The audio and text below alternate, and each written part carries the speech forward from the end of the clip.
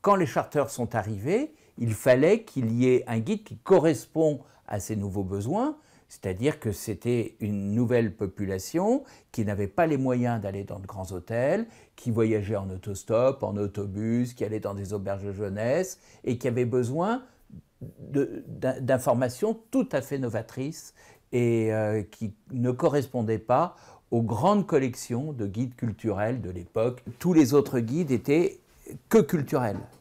C'est-à-dire, on vous expliquait le Parthénon, 15 pages, vous voyez.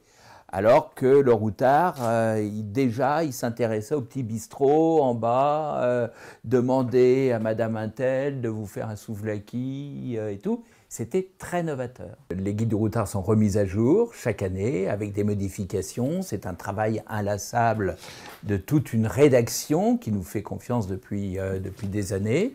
Et avec une rédaction en chef de 17 personnes qui sont sur le terrain, 50, 60 pigistes, aussi bien sur la France que sur l'étranger, pour remettre à jour ce guide. Routard, c'est le voyage en liberté, c'est la tolérance, c'est le respect des autres, les droits de l'homme.